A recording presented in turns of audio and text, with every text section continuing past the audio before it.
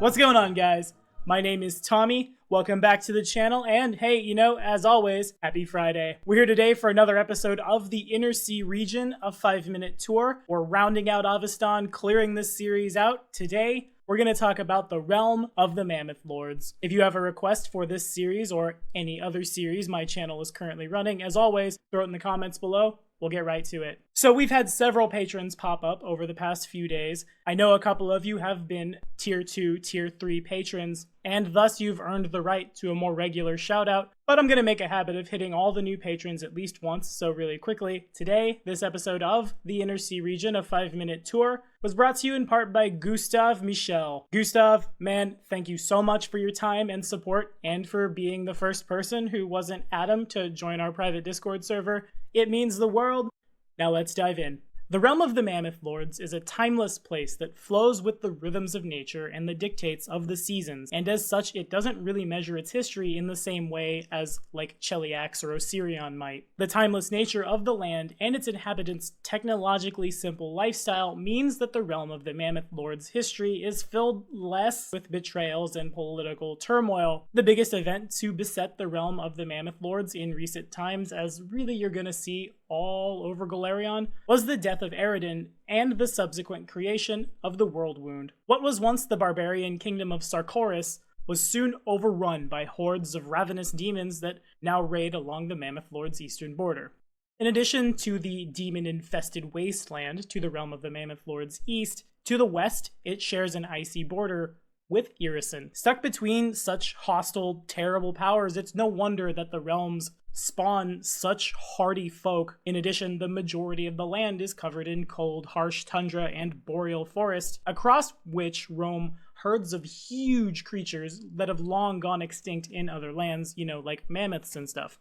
Those hardy folk that come from the realm of the Mammoth Lords are known as the Kellids. The nation of Sarkoris used to be a Kellett kingdom, and there's a major Kellett population in Numeria. We talked about Numeria last week, actually. Really, we've talked about a lot of places across Golarion. Some of these videos are among the first videos this channel ever put out, but hey, if you'd like to watch them, follow this card here.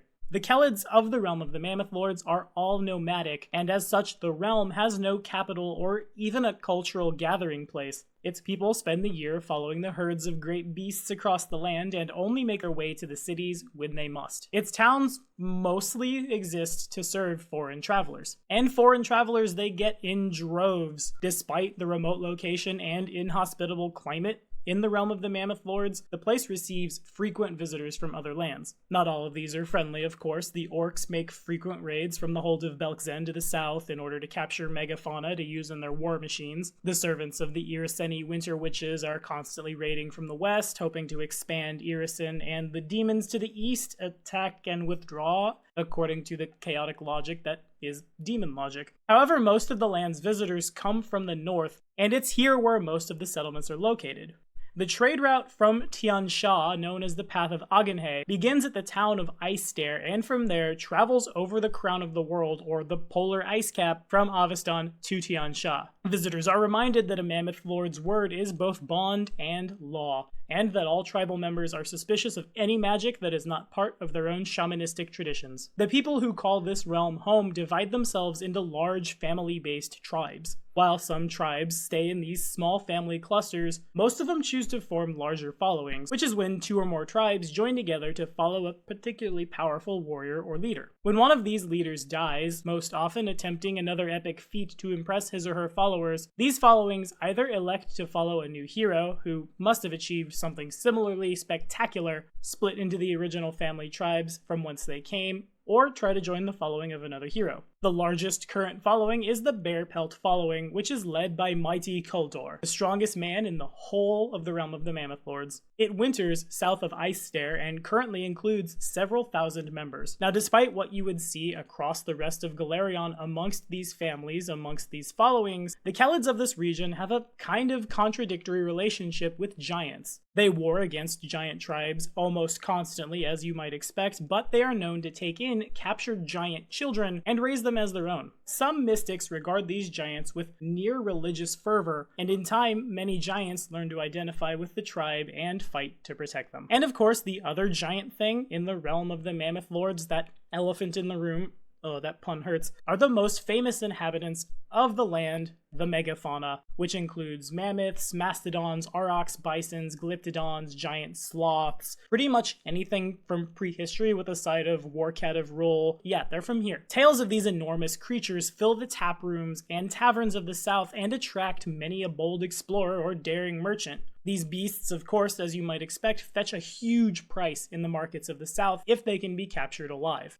Many never make it that far, as most such expeditions have yet to return through the hold of Belkzen, which is in and of itself very dangerous, but the orcs love using the megafauna of Belkzen as war beasts. And so, of course, 1 + 1 = 2. Caravan comes back with a mastodon, or a warcat, or a giant sloth, or whatever it might happen to be, and then the orcs kill everyone on the caravan and capture the animals for themselves. On the other side of that, the Kellett Tribes people who live in the realm only take from the megafauna when they need meat, fur, or beasts of burden. In an unrelated, actually pretty related side rumor, it's rumored that within certain valleys of the Tusk Mountains, which dominate the center of the realm of the Mammoth Lords, there are even hidden warm valleys that contain dinosaurs long since wiped from the rest of the planet.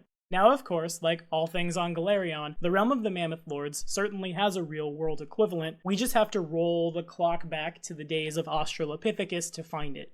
Now, of course, I'm not an archaeologist, but megafauna used to live on the world thousands of years ago, and so did ancient man. We've seen things like this in movies and books and things all the time. You remember that movie 10,000 BC? Yeah, there you go.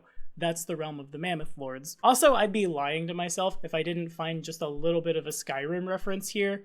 Hidden valleys that are super lush in the mountains, not unlike some of the mountain dungeons you'll find in Skyrim. Men fighting giants and mammoths like, you'll do in Skyrim. A frozen land to the far north that can be very inhospitable, like, again, Skyrim. Maybe I'm reaching here a little on this one, but we're gonna take it because I like Skyrim, I like Pathfinder, I want it to happen. Now, if I was taking an adventuring party through the realm of the Mammoth Lords, the simple question becomes, how many of these guys are Kellett? Are we a bunch of southern Avistani explorers who have come to harvest pelts? Are we a bunch of orcs who have come to harvest war beasts? Or maybe have we come over from Tian Sha on our way to the more populous regions of southern Avistan, and how does the culture feel about it? One important selling point for the Kelletts is that the Kelletts are terrified of magic that doesn't have anything to do with their shamanistic ways. Hey, if you want to roll a shaman, probably logically could be a Kellett. So if you've got a bunch of sorcerers with some weird, crazy bloodline, and there are some weird, crazy bloodlines for sure, send them to the realm of the Mammoth Lords. Have them accidentally cast like a psychic spell that gets in the wrong guy's head, have him freak out, start a war, all that fun stuff. Also, it is worth mentioning that by and large, rules as written, the most powerful of the animal companions, the warcat of Roll, is native to the realm of the Mammoth Lords. And so your rangers, hunters, druids, anybody who might need a powerful animal companion might very well have come from Kellett ancestry. How do you guys feel about the realm of the Mammoth Lords? Have you adventured here? Have you played an NPC or character from here? Or have you ever had a big giant animal companion that it's been super difficult to fit in dungeons and stuff? Don't forget, our Pathfinder 2nd Edition Doomsday Dawn giveaway is live right now. We're sitting at about $60 a month on Patreon at the moment. If we can get to around 150 or so between here and the 2nd of July, I'll run you and 5 of your fellow subscribers through the Doomsday Dawn adventure, the first ever published piece of material for Pathfinder 2nd Edition. Speaking of editions, in addition to that, hey, we've rolled over 848 subscribers, which means that before this giveaway's even over, our next giveaway is going live sometime next week. I'm still not entirely sure what we're doing. I have a couple of ideas. Right now, I'm just, to be honest with you, blown away at all the support this channel has received in the past month. Thank you so much to everyone out there who's been liking, commenting, subscribing, retweeting, reposting, telling your fellow nerds that we're out here doing this stuff. It means the entire world. Now here's another milestone to set. Our next giveaway will occur at 1,696 subscribers, doubled up from 848. Let's get to it, guys. Be sure to like and subscribe, as always, for more videos. The next episode of the Inner Sea region of 5 Minute Tour drops next Friday.